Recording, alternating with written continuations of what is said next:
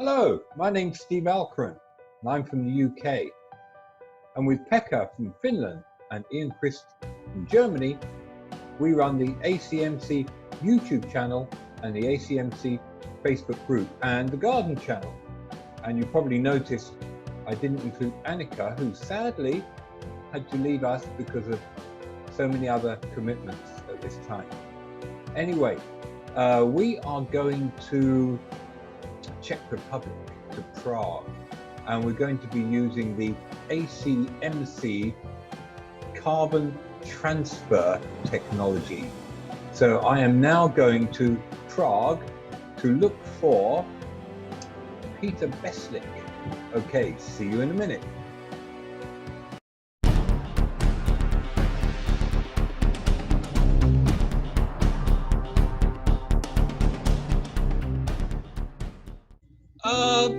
No, this is Amsterdam. No, we need to go to Prague, P-R-A-G-U-E. Pekka, can you just press the right buttons? Thank you.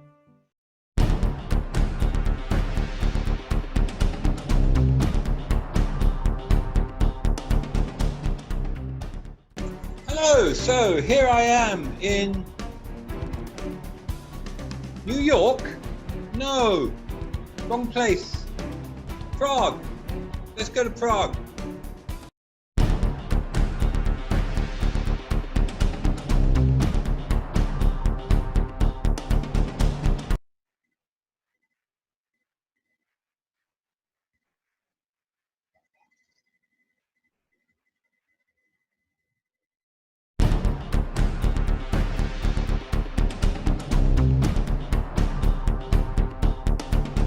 No, Pekka. I'm all wet. Not Boracay. I want to go to Prague. P-R-A-G-U-E. Prague. Please. This is crazy.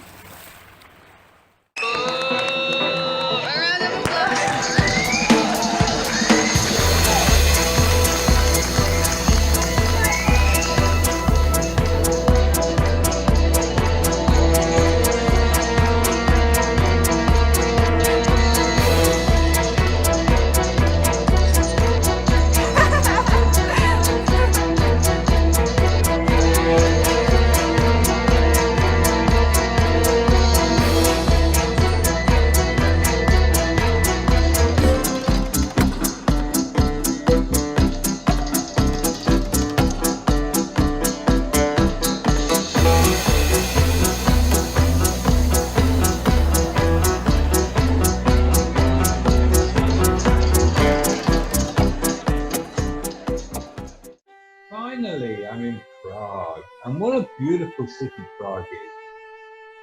And I'm going to be looking for Peter Beslik. And Peter Beslik is one of our fine members who has uploaded some wonderful music to ACMC. So let's see if we can find him somewhere around here. Hi guys, hi everyone, this is Peter and welcome to Prague, Czech Republic, and let's take a look at my little studio and my workflow today, okay?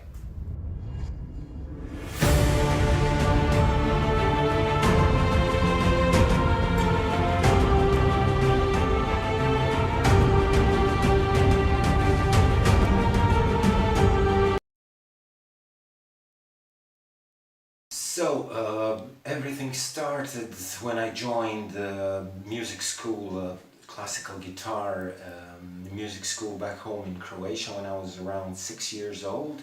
But I practiced a lot, you know, picking techniques and classical pieces and so on.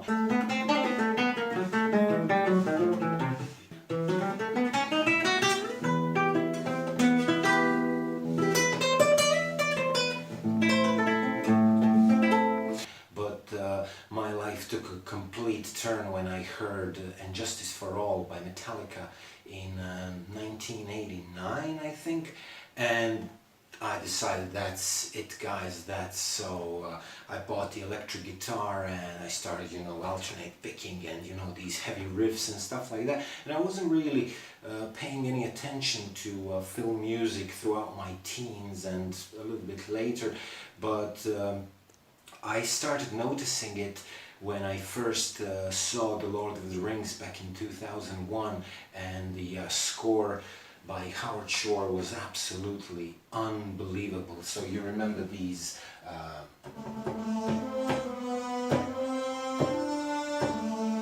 something like that, or this one.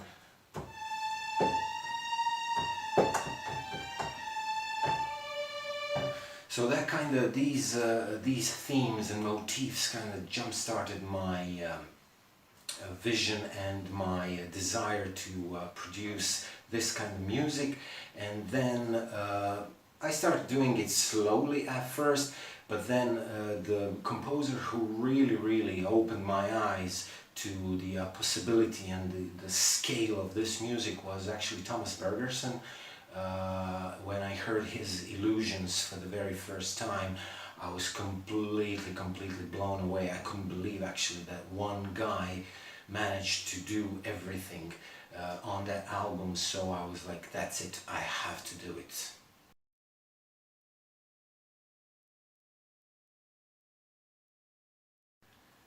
So this is just my temporary studio here in Prague. I used to work in much bigger studios, with professional desks and Neves and SSLs and so on and so on. So here basically I have everything that I need to produce my music. Okay, I have my this is a rather old laptop. It's an i5 HP laptop with 16 gigs of RAM. It's not the best in the world, but it kind of serves its purpose. I have a secondary screen for my Contact. Contact is the king, okay? I'm using Contact 6 here with probably 3 terabytes of libraries I've acquired over the years.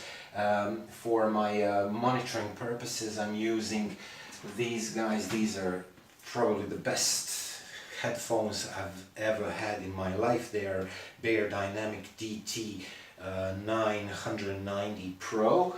Okay, and for references I'm using M-Audio BX5A active monitors. The cone is rather small, so there's not much bass there, but they have a beautiful response, and I like them. My ears are quite used to them now, and I think they're very good monitors. My audio interface, I don't know if you can see it from over there, is actually Focusrite Forte, which at the time when I bought it, like 7 or 8 years ago, it was the state-of-the-art audio interface. So I was trying to decide between RME Babyface and this one, and I'm so glad I chose this one. They had a little bit of problems with the drivers earlier on, but thankfully Focusrite has released this new beta driver which works perfectly with my Windows platform here. And my main MIDI controller is the Alesis VI61 semi-weighted keys, guys. Beautiful keyboard. I used to have M-Audio, I used to have CME keyboards and everything, but this one is really fantastic.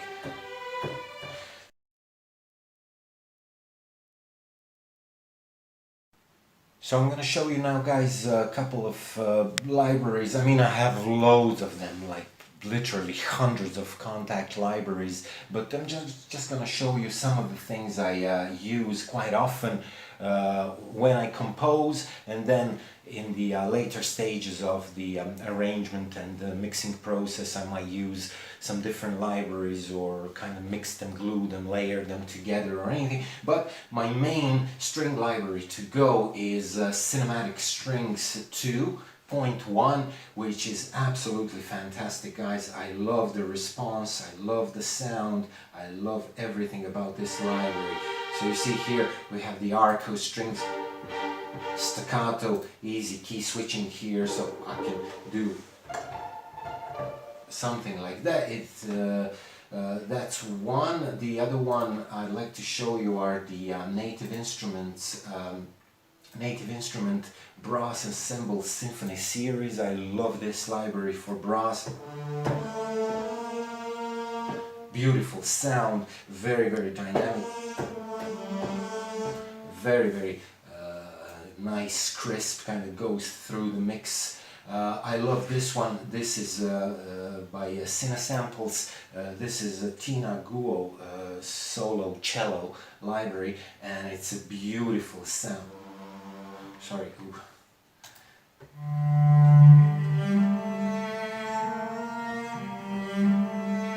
Wow, just wow. Okay, so I use that one a lot in my music. I recently acquired this one, Saga by Red Room Audio, orchestral percussion, and it's absolutely amazing, the clarity of the samples. So I forgot to change so I use my pads to program my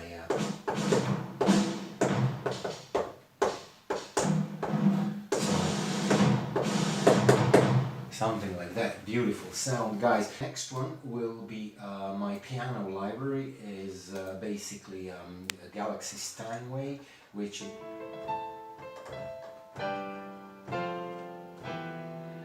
beautiful sound. I love the Steinway piano here, and my brand new to-go choir library would be 8dio in Solidus. So it sounds like this. Beautiful, expressive choirs. You can choose your phrases and stuff like that. It's really, really, I still have to learn it a little bit more. I've used it before, but I need to go a little bit deeper into it. And of course, one more is the second instrument I use a lot is, of course, the well-known Omnisphere, guys, and this is the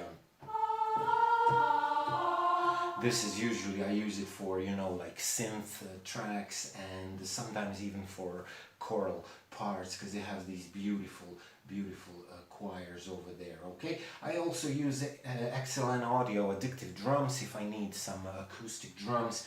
I use Massive, I use Absinthe, I use a lot of different synths and samplers. I have here Engine by Best Service, which is really, really cool. Some of the libraries in there are really fantastic, so highly recommended. Okay, so my writing process usually starts with me trying to find something on the guitar, and then I'll think about how do I evolve this, how do I arrange it, which instruments do I use, and stuff like that. So I'm gonna show you guys now a piece which I've been working on recently for the ACMC channel exclusively. There will be a link down there. You can check it on the ACMC channel, but you have to subscribe, guys.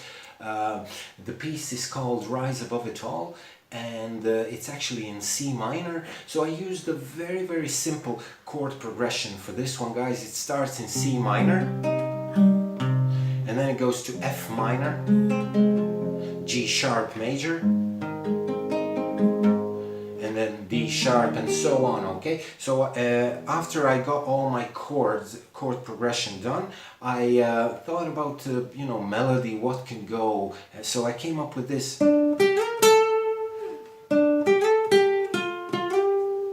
Something like that. You'll hear it later. Okay, and this was just an idea on the guitar, so I'm gonna put this baby aside.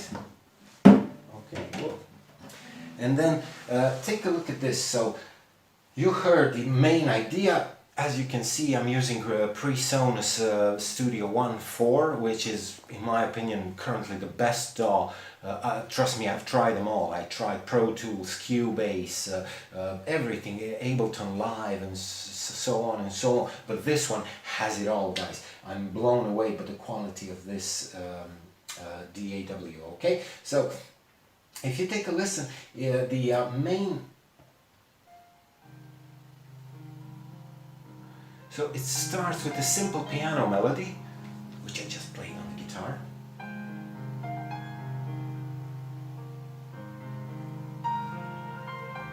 And you see I put the woodwinds from Project Sam Lumina here, clarinet, oboe and flute.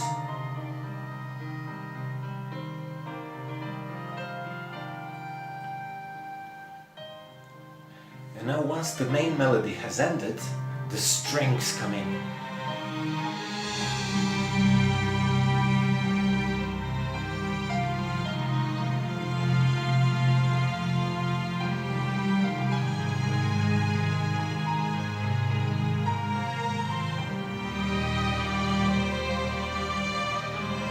See how the second violins, they kind of jump out a little bit. I love that.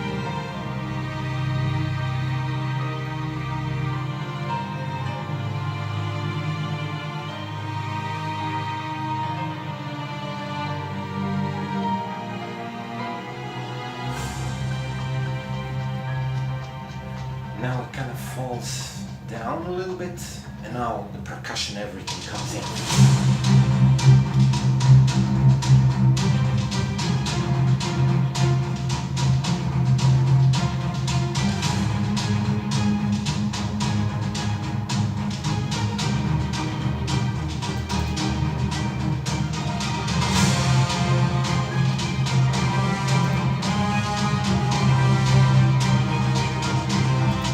Okay, not too much, I don't want to reveal too much. If you want to listen to this, guys, please go visit ACMC channel, subscribe.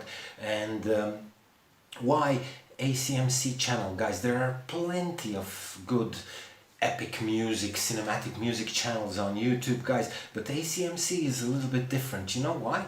Because of the diversity over there. So many great composers you can find, you know, sci-fi, epic, melancholic music, you know, whatever you need, guys, anything you wish for, it's all there. Okay, so a big thanks to all of the composers who are joined over there. I don't want to forget anyone, so I'll just mention, you know, Steve and Pekka and Alberto and Nathalie and Julia and all of these wonderful composers. Sorry if I missed someone, guys, you're all great, but please, guys, go visit, check ACMC, guys. This is Peter from Prague, Czech Republic, guys. Hope you like my studio, hope you like my music, and I'm sure you're gonna like ACMC. Okay, take care and wish you all the best. Okay, see ya, bye.